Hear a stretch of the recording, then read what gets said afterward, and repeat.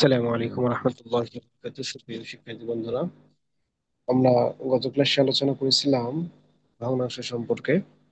আহ ভগ্নাংশ কয় প্রকার এটা আমরা আলোচনা করেছিলাম। আজকে আমরা এটার বিস্তারিত আলোচনা করব। তো আমরা গত ক্লাসে যেটা আলোচনা করেছিলাম সেটি হচ্ছে যে ভগ্নাংশ। এই ভগ্নাংশ হচ্ছে যেটাকে লব এবং হর আকারে প্রকাশ করা হয়। এটা নিয়ে হচ্ছে ভগ্নাংশ। আর এই ভগ্নাংশ হচ্ছে তিন প্রকার, মূলত দুই প্রকার। একটা হচ্ছে প্রকৃত, আরেকটি হচ্ছে অপ্রকৃত।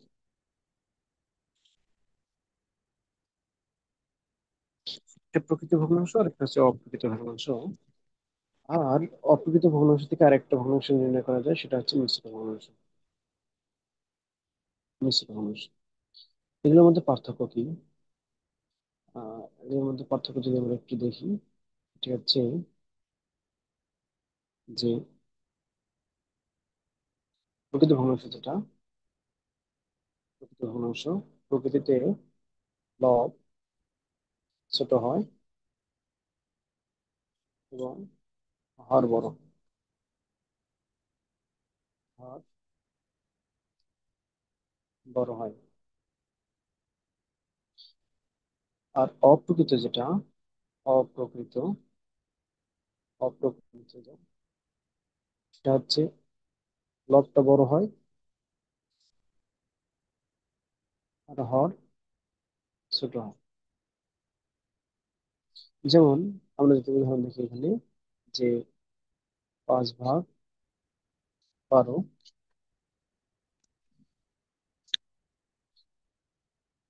আর এটাকে যদি আমরা করে দেই 12/5, তাহলে প্রথমটা হচ্ছে প্রকৃত আর নিচেরটা হচ্ছে অপ্রকৃত। আবার নিচেরটাকে যদি আমরা একটু ভাগ করে দেখি, যে 12/5 ছিল, তো এটাকে আমরা করলাম 12, 5×10, এবং শেষ থাকতেছে 2। এই দুইটাকে আমরা উপরে দিলাম আর নিচে 5 থাকলো। তাহলে এই যে নতুন ভগ্নাংশটা পেলাম, সেটাকে বলা হচ্ছে মিশ্র ভগ্নাংশ। এখানে একটা পূর্ণ অংশ থাকে আর একটা ভগ্নাংশ থাকে। তাহলে আমাদেরকে যে বিষয়টা বুঝতে হবে যে অপ্রকৃত থেকে অপ্রকৃত থেকে মিশ্র বানানো যায়, আবার এই মিশ্র থেকে অপ্রকৃত বানানো যায়। এই দুইটা কাজ করা যায়। তাহলে এটা পদ্ধতিটা আমরা দেখলাম, কিন্তু এটা আরেকটু ডিটেলস দেখি যে কিভাবে কাজ করতেছে। যে যখন আমাদের একটা অপ্রকৃত ভগ্নাংশ থাকবে, অপ্রকৃত ভগ্নাংশ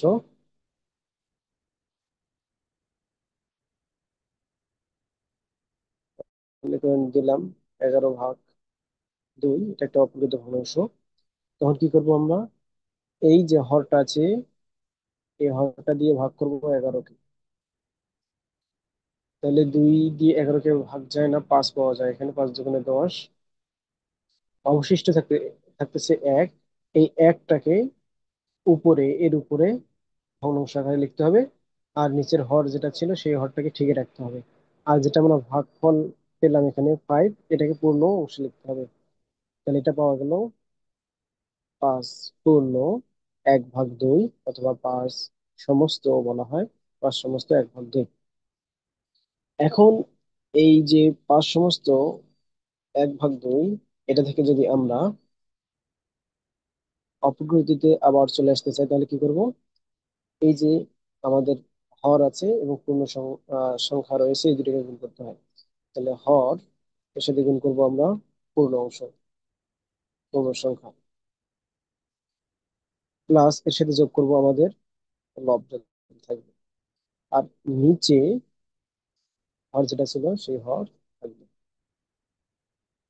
তাহলে এটা যদি আমরা করি, তাহলে 5 × 2 = 10, আর একে 11, সেটা এখান থেকে আমরা পাচ্ছি 11/2। আশা করি বিষয়টা বুঝতে পারছেন।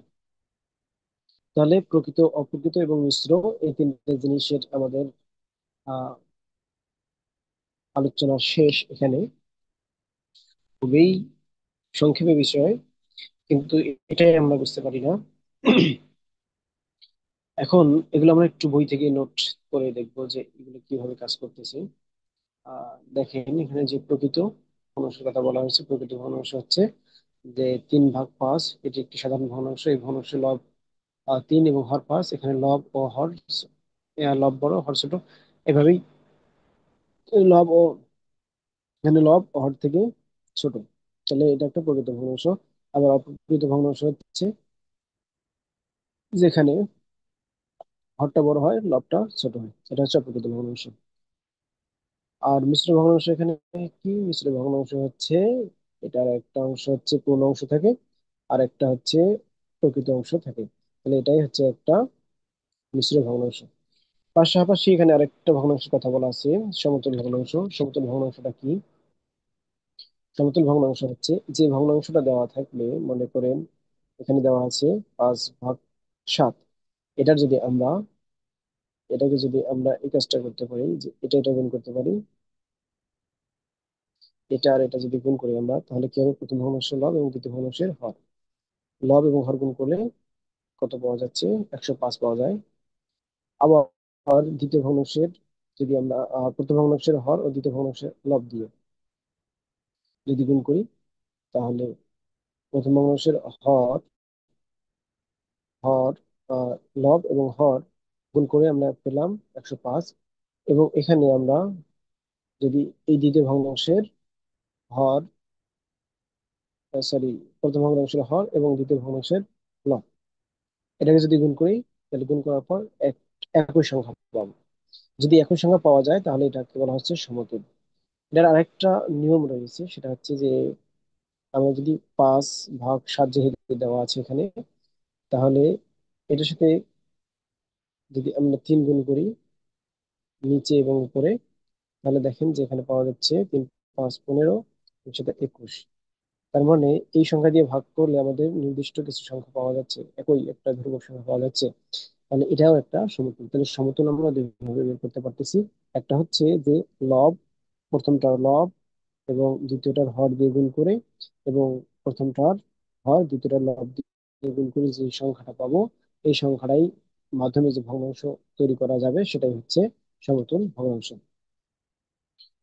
দ্বিতীয় যেটা, সেটা এখানে বলে দিয়েছি আমি, আপনারা একটু লক্ষ্য করলে এগুলো বুঝতে পারবেন। এখানে নিয়ম বলে দেওয়া আছে যে কোনো সংখ্যা সমতুল ভগ্নাংশ কাকে বলে? যে কোনো ভগ্নাংশের লব ও হরকে শূন্য ছাড়া একই সংখ্যা দিয়ে গুণ বা ভাগ করলে প্রদত্ত ভগ্নাংশের সমতুল ভগ্নাংশ পাওয়া যায়। সমতুল ভগ্নাংশ কি, এখানে এটা রিডিং বলে বুঝতে পারবেন। এখন এখানে একটা সমস্যা আছে, সেই সমস্যাটা আমরা দেখি কি বলছে এখানে, যে একে সাধারণ ভগ্নাংশ প্রকাশ করো। সাধারণ ভগ্নাংশ মানে এটা একটা অপ্রকৃত ভগ্নাংশে রূপান্তর হয়ে যাবে। 5×10 আর 2 12। তাহলে বলছিলাম যে এখানে পূর্ণ সংখ্যার সাথে হরকে গুণ করে উপরের সংখ্যার সাথে যোগ করতে হবে। তাহলে 5×10 আর একে, 5×10 আর 2 12। তাহলে এটা হলো 12/5, এটাই উত্তর। তাহলে এই যে আমি সূত্রটা একটু আগে বললাম, সেই সূত্রটা এখানেও দেওয়া আছে, এটা আপনারা ভালো করে দেখবেন। নেক্সট পেজে আমরা কিছু আহ, দেখবো, সেটা হচ্ছে যে তুলনা। একটা ভগ্নাংশের তুলনা কিভাবে করতে হবে।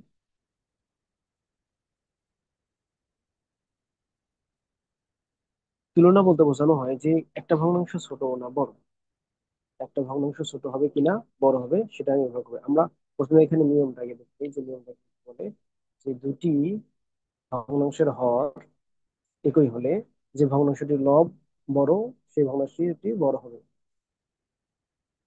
আর যে ভগ্নাংশটির লব ছোট সেই ভগ্নাংশটাই ছোট হবে। এই নিয়মটা, এই কথাটা যদি আমরা মনে রাখতে পারি তাহলে বুঝতে পারবো। এখন আমি এক্সাম্পলটা দিচ্ছি। এক্সাম্পল হচ্ছে যে মনে করেন 5/7 এটা একটা সংখ্যা, আবার 3/7 এটা একটা ভগ্নাংশ।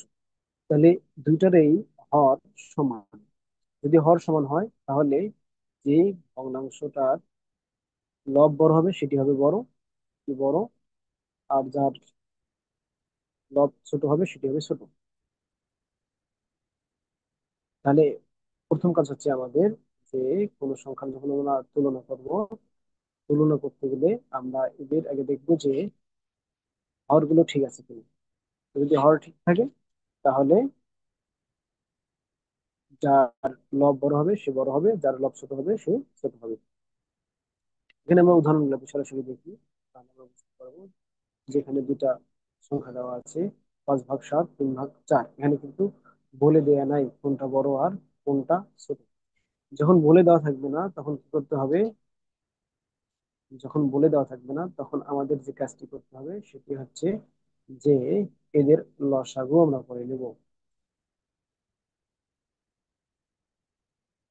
ঠিক আছে, যদি আমরা লসাগু করে নিই তাহলে আমাদের হরটা কি হয়ে যাবে, সমান হয়ে যাবে, মানে সমহর তৈরি করা। সমহর, সমহর তৈরি করতে গেলে কি করতে হবে, লসাগু করতে হবে। 4 এবং 7 লসাগু করলে কত হয়, 4 এবং 7 লসাগু করলে 28। তাহলে দুটো ভগ্নাংশকে আমরা 28 দিলাম। আর কি করব এখানে, আরেকটা কাজ করবো, সেটি হচ্ছে আমাদের এটা গুণ করে প্রথম অংশ বসাবো, আর এটা গুণ করে দ্বিতীয় অংশ বসাবো। তাহলে এটা গুণ করে 4 × 5 = 20, এই 20 আমরা প্রথমটাতে বসালাম, এবং এটা গুণ করে 321, এটা আমরা প্রথম অংশ বসালাম। তাহলে এখন বড় হয়েছে কি, এখন বড় হয়েছে দ্বিতীয় অংশটা। তাহলে দ্বিতীয়টা হচ্ছে বড়, প্রথমটা হচ্ছে ছোট। তাহলে যখন আমাদেরকে বলবে তুলনা করতে, তখন আমরা সবসময় চেষ্টা করব যে আগে লসাগু বের করে নিয়ে পরবর্তীতে এই সংখ্যাটার আহ প্রথমটার লব এবং দ্বিতীয়টার হর গুণ করে প্রথমটাতে বসাবো, এবং আহ, প্রথমটার হর এবং দ্বিতীয়টার লব গুণ করে আমরা দ্বিতীয় অংশ বসাবো। এরপর যেটা বড় হবে সেটি বড়, যেটি ছোট হবে সেটি ছোট হবে।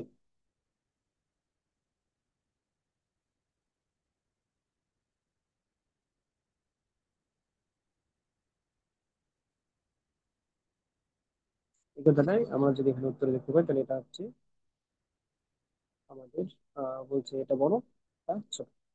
এরা কিভাবে করছে সেটা আমাদের প্রয়োজন না। আমি যেটা বললাম সেটা এখানে মনে রাখতে পারলে হয়ে যাবে, যে প্রথম কাজ হচ্ছে আমাদের, আমি এখানে বলেছি সমহর তৈরি করে না, সমহর তৈরি করার জন্য কি করবো, লসাগু করে নেবো। সমহর তৈরি করার জন্য আমরা লসাগু তৈরি করে লসাগু বের করবো। লসাগু বের করার পর এটা উপরে উপরে গুণ আর এটা নিচে নিচে গুণ, এই দুইটার কাজ যদি আমরা করতে পারি তাহলে আমাদের আহ ভগ্নাংশ তুলনা করতে পারবো। এরপরে যদি বিপরীতটা ঘটে, বিপরীতটা ঘটা মানে যদি কোনো ভগ্নাংশের লব গুলো সমান হয়, যদি কোনো ভগ্নাংশের লব গুলো সমান হয় তাহলে সেক্ষেত্রে কি হয় সেটা আমরা এভাবে করতে পারি। আর এখানে আরেকটা সমস্যা দেওয়া আছে, সেটা দেখি, যে দুটি ভগ্নাংশের লব একই হলে, যে ভগ্নাংশ হর বড় সেটি, আচ্ছা আমি যেটা বলছিলাম সেটা এখানে দেওয়া আছে। যদি কোনো ভগ্নাংশের লব সমান থাকে, লব সমান থাকে বা একই থাকে, তাহলে যার হর ছোট হবে সেই বড় হবে, যার হর বড় হবে সেই ছোট হয়ে যাবে, বিপরীতটা ঘটবে। তাহলে এটা কি করতে হবে, আমাদের আগে লসাগু করতে হবে। তাহলে 8, 16, 24, এখানে আমরা লসাগু যদি আমরা করি তাহলে কত পাওয়া যাচ্ছে এখানে, লসাগু হচ্ছে 24। 8, 16 এবং 24 লসাগু, ও 8, 16 এবং 24, এই জন্য লসাগু হচ্ছে 48। এদের লসাগু যেহেতু 48, তাহলে আমরা এটাকে করে নিচ্ছি। তাহলে প্রথম অংশে 48, দ্বিতীয় অংশে 48, তৃতীয় অংশে 48, তাহলে তিনটা যেহেতু আছে, তাহলে এখানে আমরা আরেকটা কাজ করতে পারি, সেটি হচ্ছে যে প্রথমটাকে দিয়ে দিয়ে দ্বিতীয়টাকে ভাগ, দ্বিতীয়টাকে দিয়ে তৃতীয়টাকে ভাগ, এটা আমরা করতে পারি, অথবা প্রথমটা দিয়ে তিনটাকেই আমরা ভাগ করে দিতে পারি। তাহলে দেখেন, যদি আমরা ভাগ করি তিনটা দিয়ে, আর হচ্ছে 3, পরটাকে যদি করি 8 × 16, 3 × 8 = 24, এভাবেই নেওয়া যায়। কিন্তু এখানে দেখেন, আহ যেটা আমরা পেলাম, প্রথমটাতে 1 গুণ হলো, পরেরটাতে 2 গুণ হচ্ছে, 8 × 16, পরেরটাতে 3 গুণ হচ্ছে, 3 × 8 = 24। এখান থেকে দেখেন প্রথম অংশটা কি পাওয়া গেল, 6। 6 কোথা থেকে পাওয়া গেল, যে প্রথম অংশে যদি আমরা হিসাব করি তাহলে 48, এটা দিয়ে গুণ করবো, 6 × 8 = 48, এবং যদি যেহেতু আমরা 6 নিচে গুণ করবো, উপরের সাথে এটা গুণ করে দেবো। আচ্ছা, এখান থেকে হয়তো বুঝতে সমস্যা হচ্ছে, আবার আরেকটু দেখাচ্ছি আমি, যে আমরা পেলাম এখানে 48। 48 তো আমাদের নিচে বসবে, কিন্তু এখানে দেখেন, এখানে আছে 1/8। তাহলে কত কত গুণ করলে 48 হয়, তো যদি আমি আপনাদের বলি, তাহলে 6 × 8, 6 × 8 গুণ করলে 48 হয়। তাহলে এখানে আমাদের এক্সট্রা কত নিতে হচ্ছে, 6। তাহলে এই 6টা এখন উপরে দিতে হবে। তাহলে আমরা পেলাম কত? 6 ভাগ 48। 6 ভাগ 48। দ্বিতীয়টাতে কি আছে? দ্বিতীয়টাতে আমাদের কি ছিল? এখানে দ্বিতীয়টাতে ছিল 3/16। এটাকে আমি বলতেছি যে, যেহেতু এখানে আমাদের 3/16 দেওয়া আছে, 3/16 দেওয়া আছে, তাহলে আমাদের নিচে দশ 48, দশক আসছে 48। তাহলে এখন 16 দিয়ে যদি আমরা ভাগ করি তাহলে কত পাচ্ছি? 3 × 16 = 48। অর্থাৎ এখানে 48 মিলাতে গেলে 16-র সাথে 3 গুণ করতে হচ্ছে। তাহলে এখানে 3-এর সাথে এখানে কত গুণ করতে হবে? 3 গুণ করতে হবে। তাহলে এখান থেকে আমরা কত পাবো? 3 × 9, তাহলে এখানে 9 পাবো। 48, তাহলে এইটা আমরা পেলাম। তৃতীয় আরেকটা ছিল 24। 24 ভাগ কত ছিল? 7 সম্ভবত। 7, 24 ভাগ, না, 7 ভাগ 24 ছিল।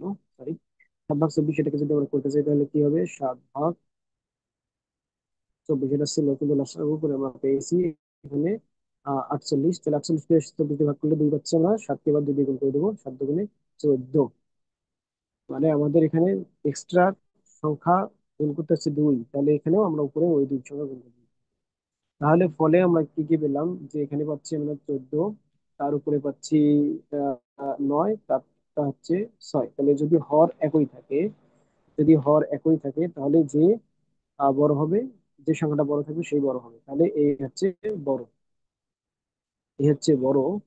এর চেয়ে ছোট কোনটা আমরা এখানে চিহ্নিত করতে পারি যে এ হচ্ছে সবচেয়ে বড়, এর চেয়ে ছোট হচ্ছে এ, আর এর চেয়ে ছোট হচ্ছে। তাহলে ভগ্নাংশগুলোকে মানে ঊর্ধ্বক্রম অনুসারে সাজাও। তাহলে ঊর্ধ্বক্রম অনুসারে সাজাতে গেলে আমাদের প্রথমে এটা লিখতে হবে, তারপরে এটা লিখতে হবে, তারপরে এটা লিখতে হবে, হচ্ছে ঊর্ধ্বক্রম অনুসারে। আমরা নেক্সট পেজে গিয়ে এর সমস্যাটা দেখি।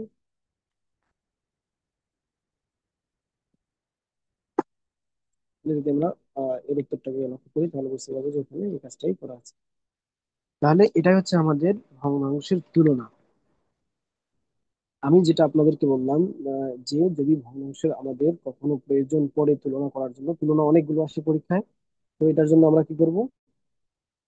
সংক্ষেপে আবার বলে দিচ্ছি। যদি আমাদের লব যদি আমাদের একই হয়, লব একই হলে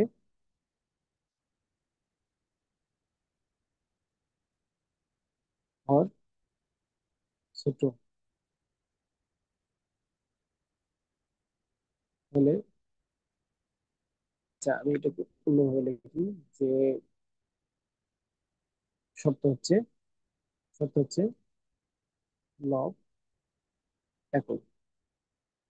শর্ত লব হচ্ছে একই। আর লব একই যখন শর্ত, তখন এটাতে হর বড় হলে ভগ্নাংশ, হর বড় হলে, sorry, হর বড় হলে ভগ্নাংশটা হবে, ভগ্নাংশ হবে, হর বড় হলে ভগ্নাংশ হবে ছোট। আর যদি হর ছোট হয়, হর ছোট হলে ভগ্নাংশ হবে, ভগ্নাংশ হবে, ভগ্নাংশ হবে, আহ, বড় হবে, এটা একটা শর্ত। আর দ্বিতীয় শর্ত হচ্ছে সবচেয়ে 2, যদি হর সমান হয়, হর হর সমান বা একই হয়, তাহলে সেক্ষেত্রে কি হবে? তাহলে সেক্ষেত্রে হবে ভগ্নাংশটা, সেক্ষেত্রে ভগ্নাংশটা হবে হর বড় হলে, সরি, লব, লব বড় হলে ভগ্নাংশ বড়, ভগ্নাংশ বড়। আর লব ছোট হলে ভগ্নাংশ ছোট। এই পর্যন্ত হচ্ছে আমাদের আহ, একটা কাজ। এখন আমাদের যে আর একটা কাজ শিখতে হবে, সেটি হচ্ছে আমাদেরকে আরেকটা কাজ হচ্ছে ভগ্নাংশের যোগ বিয়োগ শিখতে হবে। ভগ্নাংশের যোগ বিয়োগ করার জন্য আমাদের দুইটা কাজ জানা জরুরি। ভগ্নাংশের যোগ অথবা বিয়োগ, ভগ্নাংশ যোগ বিয়োগ যদি আমরা করি তাহলে যে জিনিসটা আমাদেরকে মনে রাখতে হবে সেটা হচ্ছে কি, সেটি আমাদের হচ্ছে যে, মনে করেন 7+2, এখান থেকে আমরা যোগ করব 3/4। এরকম যদি যোগ করতে হয় তাহলে আমাদের প্রথম কাজ হচ্ছে এখানে লসাগু করে নেওয়া। ভগ্নাংশ যোগ অথবা বিয়োগ করতে হলে লসাগু করতে হবে, হরের লসাগু। তার কিসের লসাগু? হর গুলোর লসাগু, হরের লসাগু করতে হবে। লসাগু সম্পর্কে আমাদের আলাদা ক্লাস হবে, তারপরে বেসিক লসাগু প্রত্যেকেরই জানা আছে, যে 2 এবং 4 যদি লসাগু করি তাহলে এটা অবশ্যই 4 হবে। তো 2 2, তো 2 দিয়ে যেহেতু 4কে ভাগ যায় এই জন্য বড় সংখ্যাটা হচ্ছে লসাগু এখানে। তাহলে এখানে 4, 4-এর সাথে এখন আমাদের কাজ হচ্ছে এই লসাগুকে, এরপরে পরের কাজ কি, পরের কাজ হচ্ছে মানে প্রথম কাজ হচ্ছে আমাদের, কাজগুলাকে বলি যে প্রথম কাজ হচ্ছে আমাদের লসাগু বের করতে হবে, লসাগুকে বের করতে হবে। এরপর হচ্ছে ভর দিয়ে লসাগুকে ভাগ করতে হবে, ভর দিয়ে, ভর দিয়ে। তাহলে প্রথম কাজ হচ্ছে লসাগু বের করা, 1 নম্বর কাজ। এরপরে 2 নম্বর কাজ হচ্ছে ভর দিয়ে ভাগ, কাজ হচ্ছে আহ ভাগফলকে,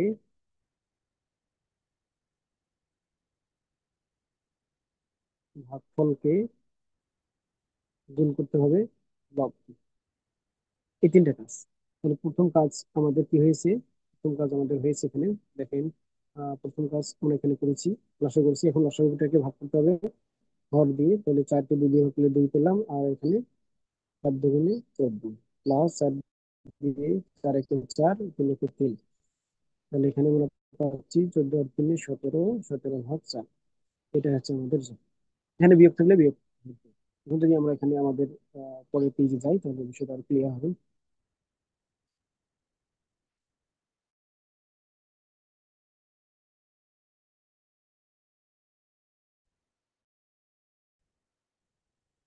দেখেন 7 ভাগ 13 আছে, যেহেতু এদের দুইটা 13 আছে, আসলে যখন হয় তখন লসাগু সমান হয়ে গেলে, ভগ্নাংশ দুটি যেহেতু লসাগু সমান, তাহলে আমাদের সেই সংখ্যা যখন সমান হয় তখন লসাগু সমান হয়ে যায়। তাহলে এখানে আমরা বললাম 7+2, তাহলে এখানে 13 ভাগ। আমাদের সমহর করতে হবে, সমহর যদি না থাকে তাহলে সমহর করে নিতে হবে। আর সমহর করার জন্য কি করতে হবে? লসাগু করতে হবে। সমহর করার জন্য লসাগু করতেই হবে আমাদের। যদি অঙ্ক ভিন্ন থাকে তাহলে তো সমাহার আছে, আর যদি না থাকে তাহলে সমাহার করে নিতে হবে। যেমন পরেরটাকে যদি আমরা আর